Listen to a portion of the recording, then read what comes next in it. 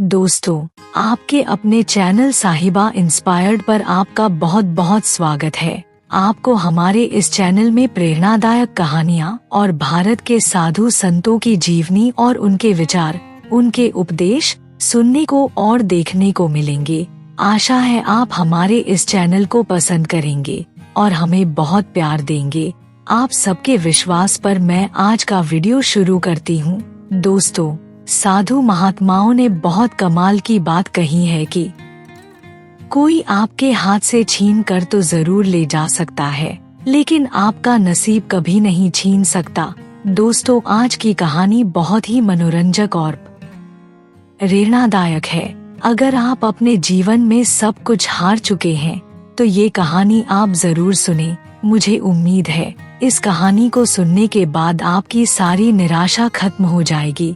दोस्तों, इस दुनिया में अपने वो नहीं होते जो तस्वीरों में साथ खड़े होते हैं, बल्कि असलियत में अपने तो वो होते हैं जो बुरे वक्त में आपके साथ खड़े होते हैं। दोस्तों, इस दुनिया में सभी मनुष्य अलग अलग तरह के होते हैं।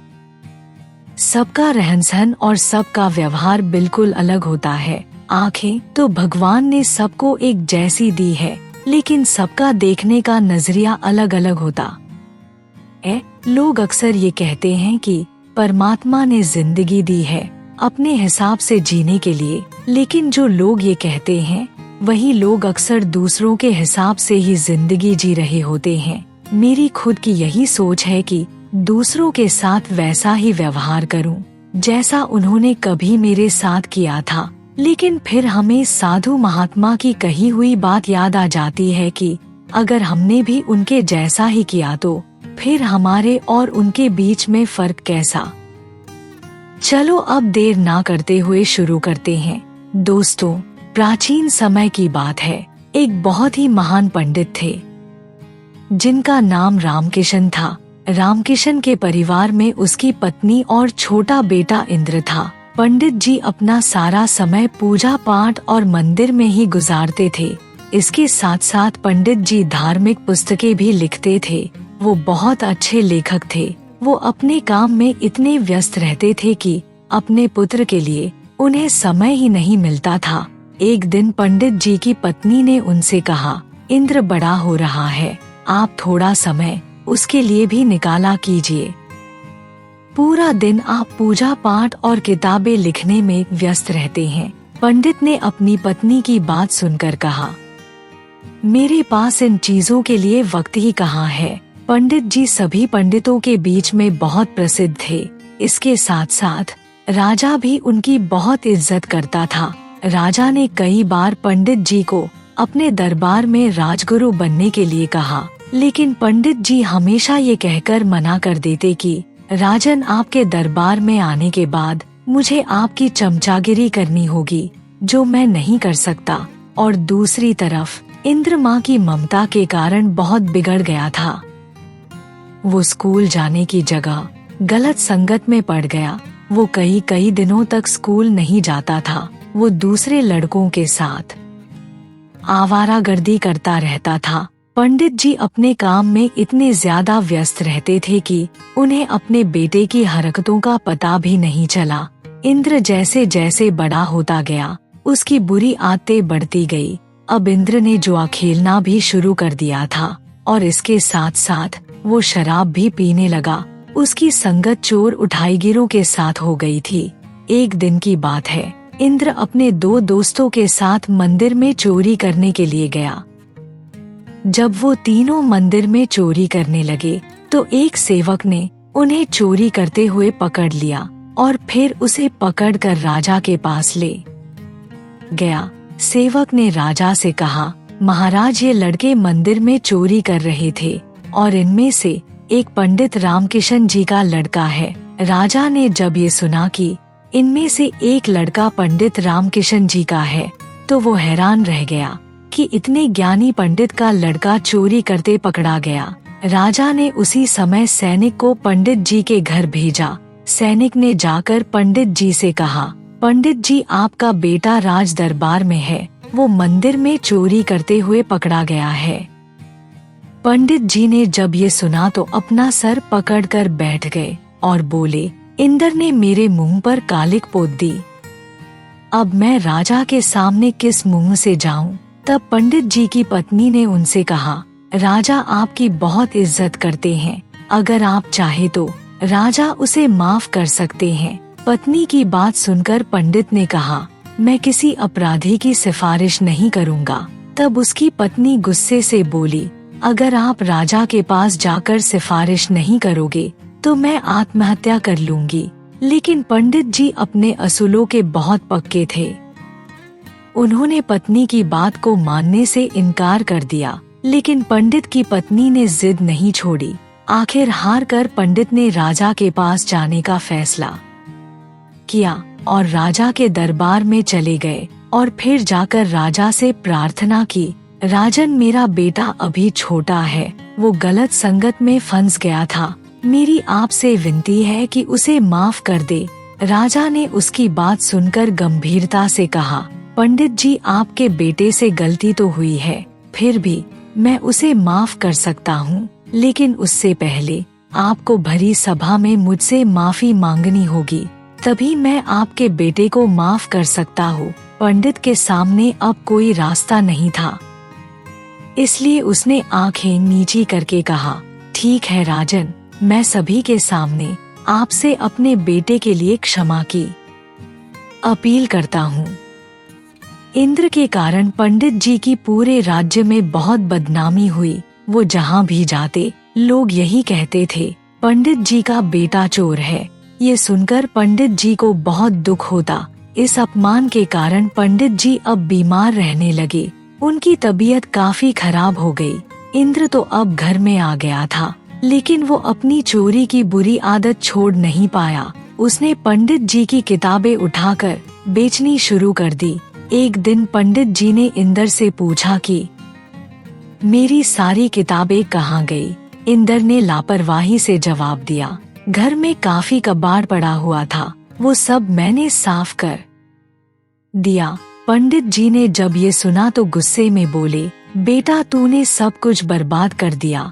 इंद्र ने अपने पिता की बात सुनकर कहा, आप तो हर समय मुझे ही दोष देते रहते हैं और डांटते रहते हैं। मैंने सोचा ये किताबें किसी काम की नहीं है, इसलिए मैंने उसे बेच दिया। पंडित जी ये सुनकर चुप हो गए, वो कुछ नहीं बोले। समय के साथ साथ पंडित जी का स्वास्थ्य और खराब होता गया। वो हमेशा इसी सोच में डूबे रहते कि उनके मरने के बाद उनके बेटे और पत्नी का क्या होगा। रामकिशन काफी बीमार थे, लेकिन फिर भी वो एक पुस्तक लिख रहे थे। वो सोचते थे कि ये ग्रंथ पूरा करके ही मरेंगे। बीमारी के बावजूद वो दिन रात लिखते रहते। एक दिन पंडित जी की मेहनत रंग लाई और उनका ग्रंथ पूरा हो गया। फिर उन्होंने सोचा कि मेरा काम तो पूरा हो गया है, लेकिन इसके साथ साथ उन्हें ये भी लग रहा था कि उनका समय भी पूरा हो गया है। पंडित जी ने इंद्र को बुलाया और कहा, बेटा अभी भी वक्त है, तुम सुधर जाओ, अभी तुम्हारे पास मौका है अपने आप को काबिल बनाने का। फिर पंडित जी ने अपना लिखा हुआ ग्रंथ इंद्र को देते हुए कहा, बेटा तुम्हारी ये हालत मेरे ही कारण हुई है, मेरी ही लापरवाही की वजह से ये सब हुआ। इस अनमोल ग्रंथ को संभाल कर रखना, तुम्हें देने के लिए मेरे पास इसके अलावा और कुछ भी नहीं है। इंद्र ने वो ग्रंथ अपने पास रख लिया, लेकिन वो सोच रहा था कि मैं इस ग्रंथ का क्या करूँगा, मैं पढ़ा लिखा तो हूँ नहीं। अगर पिताजी इसके बदले में कुछ पैसे देते तो कुछ बात थी। अगले दिन पंडित जी की मृत्यु हो गई। पंडित जी की मृत्यु के बाद उनके परिवार पर तो जैसे मुसीबतों का पहाड़ टूट पड़ा। लेकिन इंद्र को इस बात की कोई परवाह नहीं थी। वो तो अपने पिता के समान में धन ढूंढ रहा था, लेकिन जब बहुत तलाश करने के बाद उसे कुछ नहीं मिला तो वो सोचने लगा कि पिताजी ने मेरे लिए एक कौड़ी भी नहीं छोड़ी। एक दिन इंद्र की माँ ने उससे कहा, बेटा घर में खाने पीने को कुछ नहीं है, इसलिए तुम कुछ काम धंधा करके पैसे लाओ, नहीं तो हम भूखे मर जाएंगे। इंद्र ने माँ की बात सुनकर उदास स्वर में कहा, माँ मेरे जैसे आवारा और अनपढ़ लड़के को कौन काम देगा। उसकी बात सुनकर माँ ने सोचा कि क्यों ना मैं एक बार महाराज के पास जाऊं। मेरे पति की राजा जी बहुत इज्जत करते थे, शायद वो हमारी कुछ मदद कर दे। ये सोचकर वो राजा के दरबार पहुँची और राजा से हाथ जोड़कर कहा, महाराज, पंडित जी की मृत्यु के बाद हम लोग भूखे मर रहे हैं, हमारी कुछ मदद करो। राजा ने उससे कहा, कैसी मदद? मैंने तुम्हारे पति को कई बार राजगुरु बनने के लिए कहा, लेकिन वो हमेशा मुझे ये कहकर मना कर देते कि आपकी सेवा में आने पर मुझे आपकी चापलूसी करनी पड़ेगी, जो मैं नहीं कर सकता। फिर राजा ने उससे कहा, तुम्हारा बेटा बड़ा हो गया है, उससे कुछ काम करने के लिए कहो, मैं तुम्हारी कोई मदद नहीं कर सकता। राजा की बात सुनकर वो घर वापस चली गई। एक दिन इंद्र ने अपनी माँ को ग्रंथ दिखाते हुए पूछा, माँ, पिताजी ने मुझे ये ग्रंथ क्यों दिया?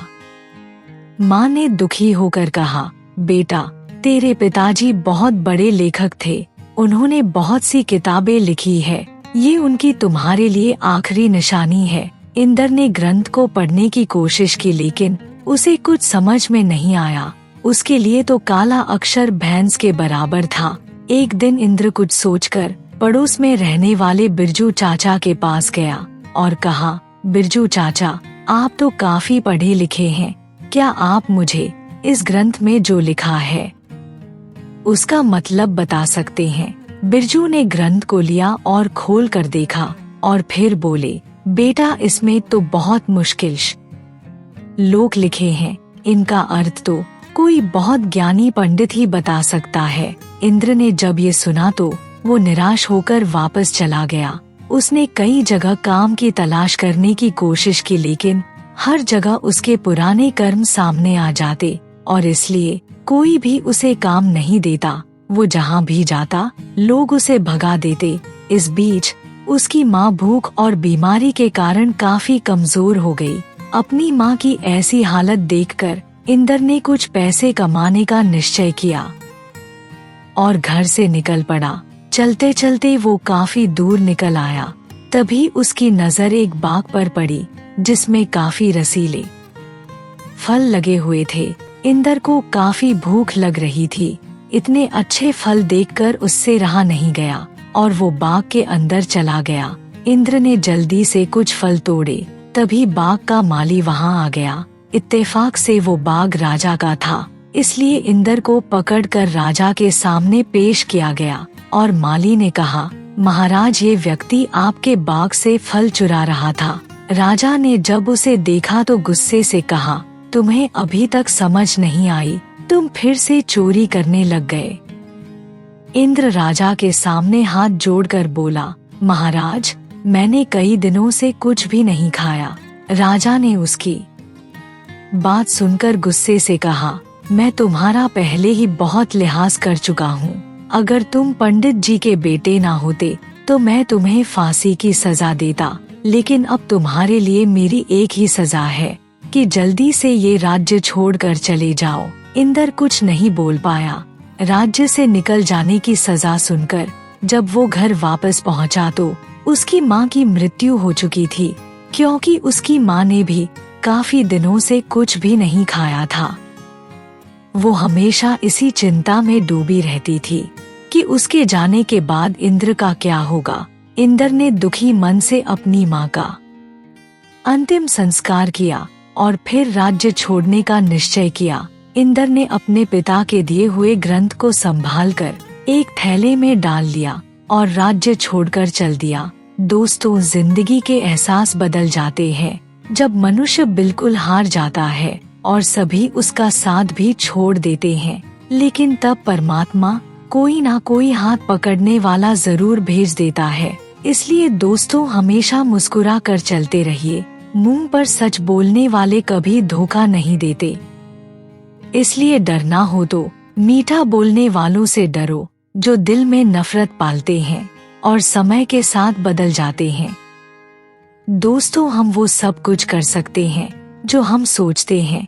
हर कोई कहता है कि ईश्वर नजर नहीं आता। सच तो ये है, जब मुसीबत में कोई साथ नहीं देता तो केवल भगवान ही नजर आता है। उधर इंद्र चलते चलते एक घने जंगल में पहुंचा। वो एक जगह बैठकर सोचने लगा, यही रुककर फल फूल खाकर गुजारा कर लूंगा। ये सोचकर वो एक पेड़ के नीचे बैठ गया और अपने पिता के द्वारा दिया गया ग्रंथ खोलकर फिर से पढ़ने की कोशिश करने लगा।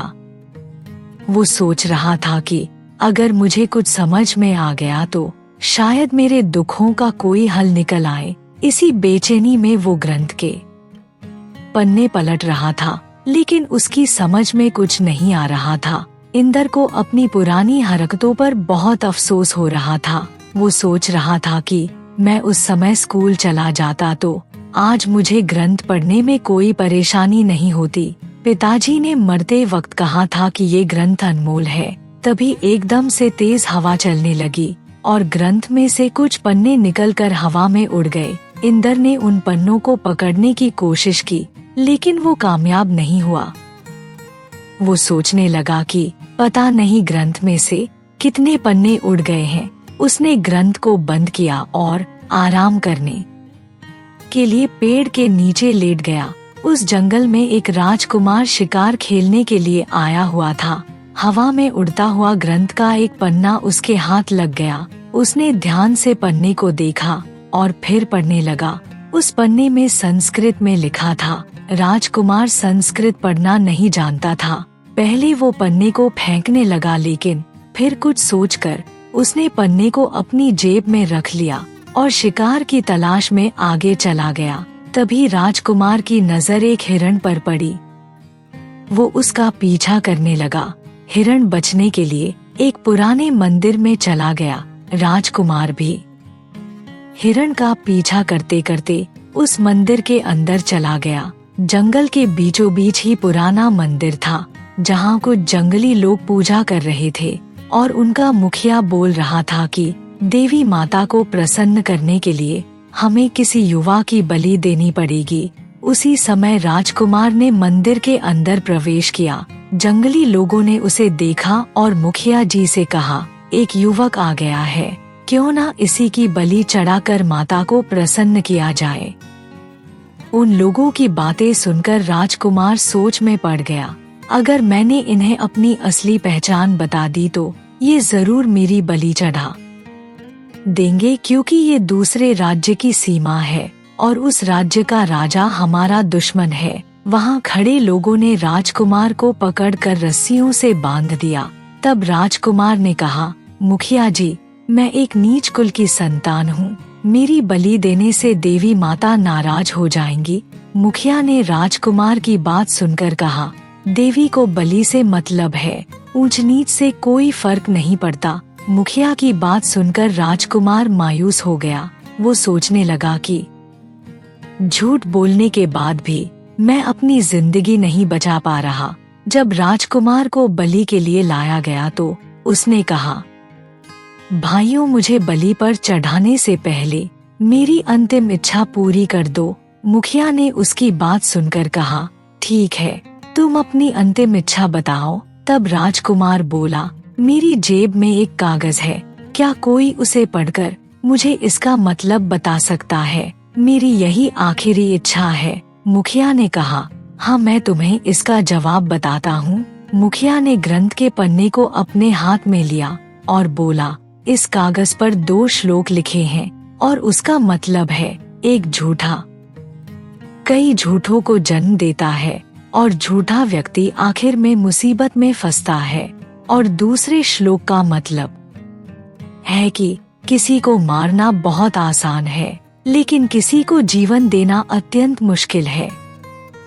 राजकुमार ये बातें सुनकर रोने लगा। मुखिया ने उससे पूछा, तुम रो क्यों रहे हो? राजकुमार रोते हुए बोला, ये दोनों श्लोक मेरे ऊपर ही लागू होते हैं। राजकुमार की बात सुनकर वहाँ खड़े हुए लोगों को भी अपनी गलती का एहसास हुआ। उनमें से एक आगे बढ़कर बोला, मुखिया जी, ये युवक ठीक बोल रहा है, हमें बिना इसकी मर्जी से इसे बलि पर चढ़ाने का कोई अधिकार नहीं है। तब उन लोगों ने राजकुमार को आजाद कर दिया। फिर मुखिया बोला, इस श्लोक के कारण हम सभी लोगों की आंखें खुल गई है, इसलिए हम आपको आजाद कर रहे हैं और आज के बाद हम किसी की भी बलि नहीं चढ़ाएंगे। राजकुमार जिसका नाम यशवर्धन था, उसने उन सभी लोगों का धन्यवाद किया और राजमहल की तरफ वापस चल दिया। वापस जाते हुए राजकुमार सोच रहा था कि ये पन्ने कितने कीमती हैं, इनके कारण आज मेरी जिंदगी बच गई। हो सकता है ऐसे और भी अनमोल पन्ने हो। राजमहल पहुंचकर राजकुमार ने अपने पिता को प्रणाम किया और बोला, पिताजी, आपने मुझे शिकार करने से मना किया था, लेकिन मैं आपसे झूठ बोलकर शिकार खेलने के लिए गया था और वहाँ मुसीबत में फंस गया। 2 श्लोकों ने मेरी जिंदगी बचा ली। फिर राजकुमार यशवर्धन ने जो कुछ भी उसके साथ जंगल में हुआ वो सब राजा को बताया और कहा, ऐसे श्लोक जो लोगों को अहिंसा की शिक्षा देते हैं और जिनके कारण मेरी जिंदगी भी बच गई, मेरे लिए लाखों मोहरों के बराबर है। फिर उसने राजा से कहा, पिताजी, इन पन्नों पर 3 लिखा हुआ है। मुझे लगता है ये किसी अनमोल ग्रंथ के पन्ने हैं। राजा ने राजकुमार की बात सुनकर अपने सैनिकों को बुलाया और पन्ने दिखाते हुए कहा, जो भी इस तरह के अनमोल श्लोक वाले पन्ने लेकर आएगा, उसे ऊंची पदवी और इनाम भी दिया जाएगा। दूसरी तरफ पंडित जी का बेटा इंद्र इतने दिनों से जंगल में भटक रहा था। भटकते भटकते वो उसी राज्य में आ पहुंचा। उसने नगर में पहुंचकर कई लोगों से मदद मांगी, लेकिन हर कोई उसे भगा देता था, क्योंकि इतने दिनों से भटकने के कारण इंद्र की हालत भिखारियों जैसी हो गई थी। एक दिन की बात है, इंद्र भूखा प्यासा राजमहल की तरफ से जा रहा था। उसे जोर की भूख लग रही थी। वो सोचने लगा कि अगर मुझे अभी खाना नहीं मिला तो भूख के कारण मेरी जान निकल जाएगी। तभी उसे राजमहल के अंदर से खाने की खुशबू आई। खुशबू इतनी अच्छी थी कि वो उसकी तरफ खिंचता ही चला गया और सीधा राजा की रसोई में जा पहुंचा। वहां पहुंचकर उसने रसोइये से कहा, भाई, मुझे खाने के लिए कुछ दे दो, मुझे बहुत भूख लगी है, मैं कई दिनों से भूखा हूँ। रसोइये ने उसे डांटते हुए कहा, तुम्हारी यहाँ आने की हिम्मत कैसे हुई? लेकिन इंद्र को भूख बहुत ज्यादा लग रही थी, उससे सहन नहीं हो रही थी। उसने अवसर देखकर रसोइये की नजर से बचाकर कुछ रोटियां उठाकर अपने थैले में डाल ली। रोटियों को थैले में डालते हुए देखकर रसोइये की नजर उस पर पड़ गई। उसने इंद्र का हाथ पकड़ लिया और गुस्से में उससे कहा, तुमने राजमहल की रसोई से खाना चुराने की हिम्मत की है, इसकी सजा तुम्हें जरूर मिलेगी। ये कहकर वो उसे राजा के पास ले जाने लगा। इंद्र खाना न मिलने के कारण इतना कमजोर हो चुका था कि उससे चला भी नहीं जा रहा था, लेकिन रसोइया उसे पकड़कर खींचता हुआ राजा के पास ले गया और जाकर राजा से कहा, महाराज, ये भिखारी राजमहल की रसोई में घुस आया और फिर इसने वहाँ से रोटियां भी चुरा ली जो अभी भी इसके थैले में है। महाराज ने ये सुनकर सिपाहियों को हुक्म दिया कि इस भिखारी के थैले को देखा जाए। एक सैनिक आगे बढ़ा और उसने इंद्र के हाथ से थैले को छीन लिया और फिर राजा के सामने खोलकर पलट दिया। थैले में से रोटियों के साथ साथ वो ग्रंथ भी बाहर निकल आया जो इंद्र के पिता ने लिखा था। उसी समय राजकुमार भी वहाँ पर आया। जब उसने ग्रंथ को देखा तो उसकी आंखों में चमक आ गई। उसने ग्रंथ को उठा लिया और खुशी से चिल्ला उठा, ये तो वही अनमोल ग्रंथ है जिसकी हम महीनों से तलाश कर रहे हैं। उसके बाद राजकुमार ने इंद्र की तरफ देखा और फिर सैनिकों से कहा, इस लड़के को प्रेम पूर्वक सम्मान के साथ बिठाया जाए। राजकुमार का हुक्म सुनकर सैनिकों ने इंद्र को एक सिंहासन पर बिठाया। उसके बाद राजकुमार ने उससे पूछा, तुम कौन हो और तुम्हारा नाम क्या है? इंद्र ने राजकुमार की बात सुनकर कहा, मेरा नाम इंद्र है। राजकुमार ने उसकी बात सुनकर कहा, तुम्हारे पास इतना अनमोल और कीमती ग्रंथ है, उसके बावजूद तुम भूखे मर रहे हो। मैं तुम्हें इस ग्रंथ के बदले में 1 लाख सोने के सिक्के देने के लिए तैयार हूँ। इंद्र ने जब राजकुमार की बात सुनी तो वो हैरान रह गया और फिर बोला, 1,00,000 सोने के सिक्के कम नहीं है राजकुमार। मैं सोच रहा था कि लाखों की संपत्ति होने के बावजूद मैं भूख से मर रहा था। फिर राजकुमार बोला, मुझे इस ग्रंथ के वचनों ने पतन के गड्ढे में गिरने से बचाया है और मेरे प्राणों की रक्षा भी की है, लेकिन मेरी आंखें बार बार ठोकर खाने के बाद भी नहीं खुली। राजकुमार ने ग्रंथ को खोला और पहले और दूसरे पन्ने के श्लोक पढ़ने लगा। उसमें लिखा था कि अविद्या सारे संकटों की जननी है और संकट में ही अपने और पराये का पता चलता है। ये सुनकर इंद्र ने कहा, राजकुमार आप सही कह रहे हैं, अविद्या ने ही मुझे दर दर की ठोकरें खिलाई हैं और भिखारी बना दिया है। अगर मैंने बचपन में पढ़ाई की होती तो आज मैं भी अपने पिता की तरह ज्ञानी होता। उसकी बात सुनकर राजकुमार बोला, इंद्र अपने ग्रंथ की कीमत स्वीकार करो। और ये कहते हुए राजकुमार ने सोने के 1,00,000 सिक्कों से भरी हुई थैली इंद्र को दे दी। इंद्र ने थैली को पकड़ते हुए कहा, अब मैं इस धन का बोझ कहाँ उठाता फिरूंगा। इस धन को मैं गरीब और अनपढ़ बच्चों की पढ़ाई में लगाऊंगा ताकि वो भी विद्या ग्रहण कर सके। राजकुमार ने उसकी बात सुनकर कहा, दोस्त अब तुम भिखारी नहीं हो, तुम अब दौलतमंद हो गए हो। ये सुनकर इंद्र सोचने लगा, काश ये समझ मुझे पहले आ गई होती तो शायद मेरे माता पिता भी आज जीवित होते। इसके बाद इंद्र ने राजकुमार से वो धन लिया और उन पैसों से उसने एक बहुत बड़ा स्कूल बनवाया और इसके साथ वो खुद भी पढ़ने लगा।